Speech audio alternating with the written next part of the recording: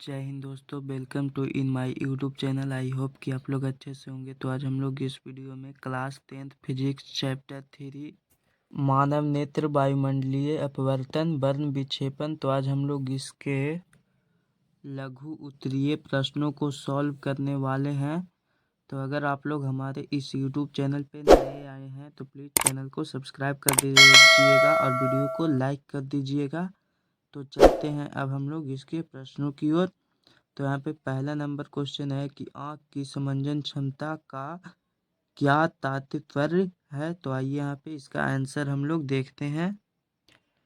तो इसका आंसर हम लोग लिखेंगे कि इसका तात्पर्य यह है कि आँख द्वारा अपने सिलियरी पेशियों को तनाव को घटा बढ़ाकर अपने लेंस की फोकस दूरी को बदलकर दूर या निकट की वस्तुओं को साफ साफ देखने की क्षमता करता है, जिसको हम लोग समंजन क्षमता कहते हैं। तो आप लोग समझ गए होंगे और लिख भी लीजिएगा। तो चलते हैं अब हम लोग दूसरे नंबर क्वेश्चन की ओर। दूसरा नंबर क्वेश्चन है कि नेत्र अपने अंदर आने वाले प्रकाश की मात्रा को किस प्रकार नियंत्रित करता है। तो आइए यहाँ पे इसका भी आंसर हम लोग देखते हैं। तो इसका आंसर हम लोग लिखेंगे कि परितारिका या आइरिस की सहायता से आँख के लेंस से होकर जाने वाले प्रकाश के परिमाण को घटाया या बढ़ाया जा सकता है। अंधेरे में परितारिका के बीच का छिद्र, जिसे पुतली कहते हैं, वह स्वतः फैल जाती है और तेज रोशनी में सिकुड़ जाती है। यानी कि जब हमारी आंखों पर अंधेरे में, यानी कि जब ज़्यादा प्रकाश की मात्रा होता है तो उस समय हम पुतली होता है जो कि सिकुड़ जाता है, और जब कम प्रकाश हमारी आंखों पर पड़ता है तो वह स्वयं फूल जा यानी कि फैल जाता है। उसके बाद लिखेंगे कि अतः कैमरे में जो काम डायफ्राम करता है वही काम आँख में पुतली करता है। अतः आइरिस की सहायता से नेत्र के लेंस से होकर जाने वाले प्रकाश की मात्रा के द्वारा नियंत्रित होता है। तो आप लोग समझ गए होंगे और लिख भी लीजिएगा। तो चलते हैं अब हम लोग तीसरे नंबर क्वेश्चन की ओर। तीसरा नंबर क्वेश्चन है कि निकट दृष्टिता क्या है, इसे दूर करने के लिए हम किस लेंस का व्यवहार करते हैं। तो आइए यहाँ पे इसका आंसर हम लोग देखते हैं।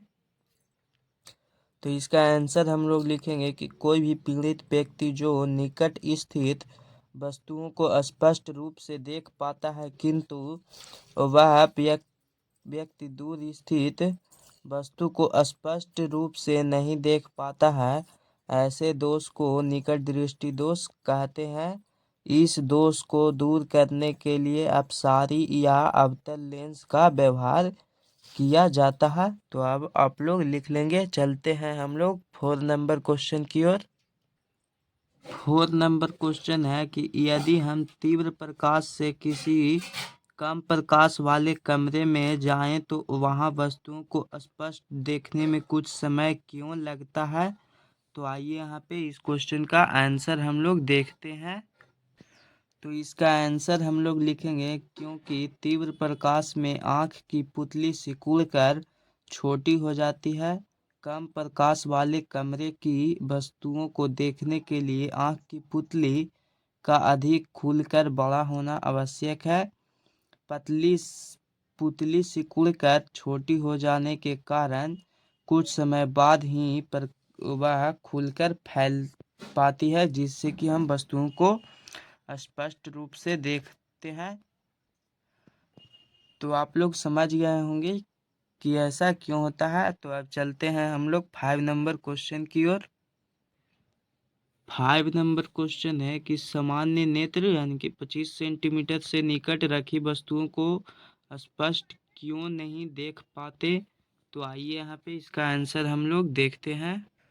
तो इसका आंसर लिखेंगे कि क्योंकि नेत्र की सिलियरी पेशियाँ उतनी नहीं खींच पाती जितनी कि 25 सेंटीमीटर से निकट रखी वस्तुओं को स्पष्ट देखने के लिए आवश्यक है। तो आप लोग लिख लेंगे। अब चलते हैं हम लोग 6 नंबर क्वेश्चन की ओर। 6 नंबर क्वेश्चन है कि दृष्टि दोष क्या है, यह कितने प्रकार का होता है। तो आइए यहाँ पे इसका आंसर हम लोग देखते हैं। तो इसका आंसर लिखेंगे कि स्वस्थ नेत्र अनंत पर रखी वस्तुओं एवं 25 सेंटीमीटर पर स्थित वस्तुओं को स्पष्ट रूप से नहीं देख पाता है, उसे दृष्टि दोष कहते हैं। यानी कि जब कोई भी व्यक्ति निकट अर्थात 25 सेंटीमीटर स्थित पर वस्तुओं और अनंत पर स्थित वस्तुओं को स्पष्ट रूप से दिखाई नहीं देता है, तब वह व्यक्ति दृष्टि दोष से पीड़ित होता है, तो उसको हम लोग दृष्टि दोष कहते हैं। और यह मुख्यतः 3 प्रकार का होता है। पहला जगह निकट दृष्टि दोष, दूसरा जगह दूर दृष्टि दोष, और तीसरा है जरा दूरदर्शिता। तो आप लोग समझ गए होंगे और लिख भी लीजिएगा। तो चलते हैं अब हम लोग 7 नंबर क्वेश्चन की ओर। 7 नंबर क्वेश्चन है कि नेत्र के दो मुख्य दोषों के नाम लिखें, इनके उपचार के लिए किस प्रकार के लेंस व्यवहार में लाए जाते हैं। तो आइए यहाँ पे इसका आंसर हम लोग देखते हैं। तो यहाँ पे इसका 2 दोष लिखना है, तो लिखेंगे पहला जरा दर्शिता और दूसरा लिखेंगे निकट दृष्टि दोष। और जरा दूरदर्शिता में कि बाइफोकल लेंस का व्यवहार किया जाता है और निकट दृष्टि दोष में अवतल लेंस का उपयोग किया जाता है। तो आप लोग यही इसका आंसर लिख लेंगे। अब चलते हैं हम लोग 8 नंबर क्वेश्चन की ओर। 8 नंबर क्वेश्चन है कि दूर दृष्टिता नामक दोष के निवारण हेतु प्रयुक्त लेंस को दिखाते हुए आरेख खींचें। तो यहाँ पे इसका आरेख चित्र बनाना है। तो आइए यहाँ पे इसका आंसर हम लोग देखते हैं। तो यहाँ पे इसका चित्र कुछ इस प्रकार बनेगा। ये देखिए यहाँ पे नेत्र गोलक है और यहाँ पे ये नेत्र है जो कि यहाँ पे अनंत से आ रही है। कितने होती है ये 25 सेंटीमीटर पर आ रही है। तो यहाँ पे इसको दूर दृष्टि दोष को दूर करने के लिए यहाँ पे उत्तल लेंस का प्रयोग किया जाता है। तो ये देखिए यहाँ पे एक उत्तल लेंस का है और जब ये इसका उपयोग करते हैं तो ये देखिए यहाँ पे इसका प्रतिबिंब जो कि रेटिना पर सीधा सीधा बनता है, जिससे कि वस्तुओं को स्पष्ट रूप से कोई व्यक्ति देख पाता है। इसीलिए जब किसी व्यक्ति को दूर दृष्टि दोष हो जाता है तो उसको उत्तल लेंस का उपयोग करने के लिए सलाह दिया जाता है। तो आप लोग समझ गए होंगे और यह चित्र बना लीजिएगा। तो चलते हैं अब हम लोग 9 नंबर क्वेश्चन की ओर। 9 नंबर क्वेश्चन है कि वर्ण विक्षेपण और वर्ण क्रम यानी कि स्पेक्ट्रम क्या है। तो आइए यहाँ पे इसका आंसर हम लोग देखते हैं। तो इसका आंसर हम लोग लिखेंगे श्वेत प्रकाश के इसके विभिन्न रंगों में विभक्त होने की घटना को प्रकाश का वर्ण विक्षेपण कहते हैं। यानी कि जब श्वेत प्रकाश यानी कि सूर्य के प्रकाश जब अलग अलग रंगों में विभक्त हो जाता है तो इस घटना को ही हम लोग वर्ण विक्षेपण कहते हैं। और स्पेक्ट्रम क्या है, तो इसका लिखेंगे कि रंगीन प्रकाश को ही स्पेक्ट्रम कहते हैं, यानी कि वर्णक्रम कहा जाता है।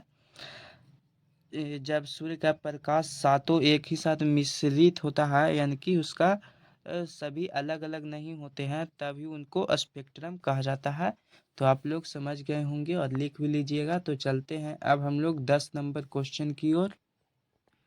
10 नंबर क्वेश्चन है कि तारे क्यों टिमटिमाते हैं, समझाइए।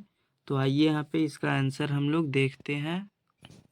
तो इसका आंसर हम लोग लिखेंगे कि तारों की चमक में यह घट बढ़ वायुमंडल की असमानता के कारण होता है। चूंकि पृथ्वी का वायुमंडल कभी शांत नहीं होता, गर्म तथा ठंडी हवा की धाराएं हमेशा बहती रहती है।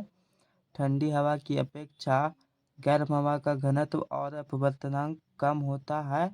इसीलिए तारों से प्रेक्षक तक पहुंचने वाली किरणें वायुमंडल के अपवर्तनांक में होने वाले परिवर्तनों के कारण अगल बगल मुड़ जाती है।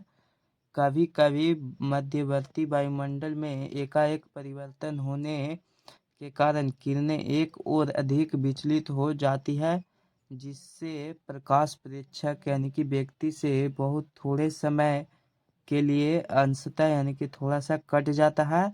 इसीलिए तारे टिमटिमाते हुए प्रतीत होते हैं। तो आप लोग समझ गए होंगे और लिख भी लीजिएगा। तो चलते हैं अब हम लोग 11 नंबर क्वेश्चन की ओर। 11 नंबर क्वेश्चन है कि चंद्रमा और ग्रह टिमटिमाते प्रतीत नहीं होते हैं, क्यों? तो आइए यहाँ पे इसका भी आंसर हम लोग देखते हैं। तो इसका आंसर हम लोग लिखेंगे कि हम जानते हैं कि तारों की तुलना में चंद्रमा तथा ग्रह पृथ्वी के बहुत निकट है। फलस्वरूप तारों को प्रकाश का लगभग बिंदु स्रोत समझा जा सकता है, जबकि चंद्रमा या ग्रह फैला हुआ अर्थात विस्तृत पिंड जैसा होता है। इसीलिए चंद्रमा या ग्रह से आती किरणों में वायुमंडलीय घट बढ़ के कारण हुआ थोड़ा विचलन मालूम नहीं पड़ता है, जिसके कारण चंद्रमा या ग्रह टिमटिमाते हुए प्रतीत नहीं होते हैं। तो आप लोग समझ गए होंगे और लिख भी लीजिएगा। तो अब चलते हैं हम लोग 12 नंबर क्वेश्चन की ओर। 12 नंबर क्वेश्चन है कि सूर्योदय के समय सूर्य रक्तताप क्यों प्रतीत होता है, यानी कि सूर्य है जो कि लाल क्यों प्रतीत होता है। तो आइए यहाँ पे इसका आंसर हम लोग देखते हैं।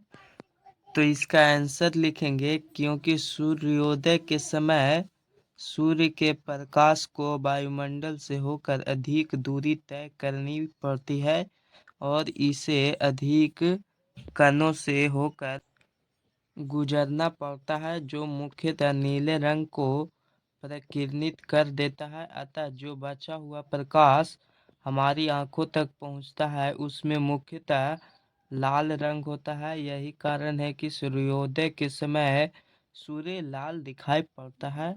तो आप लोग लिख लेंगे। अब चलते हैं हम लोग इसके अगले नंबर क्वेश्चन की ओर। 13 नंबर क्वेश्चन है कि किसी अंतरिक्ष यात्री को आकाश नीले की अपेक्षा काला क्यों प्रतीत होता है।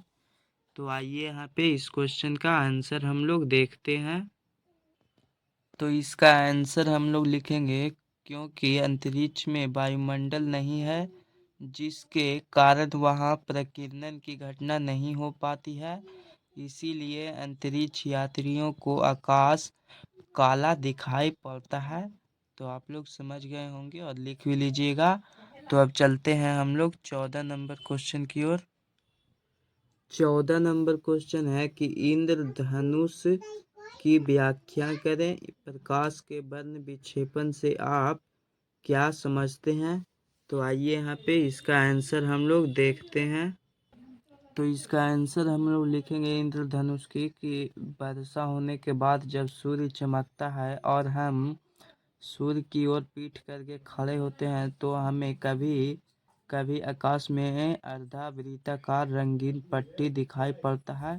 इस अर्धवृत्ताकार रंगीन पट्टी को इंद्रधनुष कहते हैं।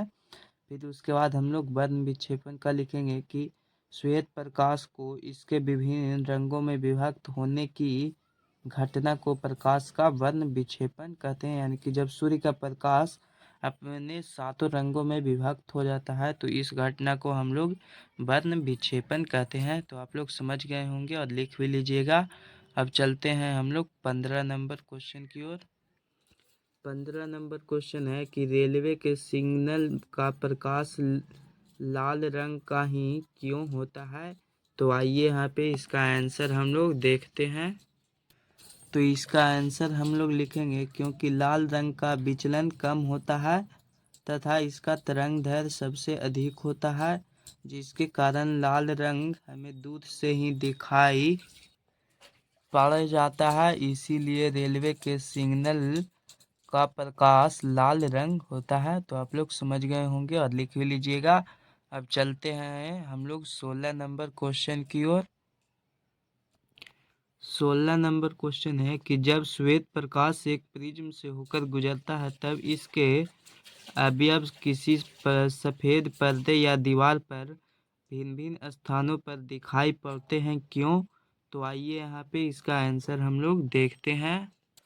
तो इसका आंसर हम लोग लिखेंगे क्योंकि श्वेत प्रकाश 7 रंगों का मिश्रण होता है और प्रत्येक रंगों का तरंग दैर्ध्य अलग अलग होता है। परिणाम स्वरूप विभिन्न रंगों का प्रिज्म से विचलन अलग अलग होता है। यही कारण है कि जब श्वेत प्रकाश का प्रिज्म से होकर गुजरता है तब इसके अवयव किसी सफ़ेद या दीवार पर अलग अलग स्थानों पर दिखाई पड़ते हैं। तो आप लोग लिख लेंगे। अब चलते हैं हम लोग 17 नंबर क्वेश्चन की ओर, जो कि लास्ट क्वेश्चन है। 17 नंबर क्वेश्चन है कि प्रकाश का वर्ण विक्षेपण क्या है, और दूसरा क्वेश्चन है कि स्पेक्ट्रम कैसे बनता है। तो आइए यहाँ पे इन दोनों प्रश्नों का आंसर हम लोग देखते हैं। तो इसका आंसर हम लोग लिखेंगे कि श्वेत प्रकाश के इसके विभिन्न रंगों में विभक्त होने की घटना को प्रकाश का वर्ण विक्षेपण कहते हैं। जब सूर्य का प्रकाश 7 रंगों में विभक्त हो जाता है तो इस घटना को हम लोग वर्ण विक्षेपण कहते हैं। यह पहले भी हम आप लोगों को बता चुके हैं। फिर उसके बाद स्पेक्ट्रम कैसे बनता है, ये इसको हम लोग लिखेंगे कि जब प्रकाश की किरण एक पतले प्रिज्म से गुजरती है तो निर्गत किरण अपने मार्ग से विचलित होने के साथ साथ 7 विभिन्न रंगों के प्रकाश में विभक्त हो जाती है। इस प्रकार से स्पेक्ट्रम का निर्माण होता है। तो आप लोग लिख लेंगे। तो जिन लोगों को भी यह वीडियो अच्छा लगा हो वो लोग हमारे इस चैनल को सब्सक्राइब कर देंगे और वीडियो को लाइक कर देंगे। आप सबका अपना YouTube channel online study classes. धन्यवाद।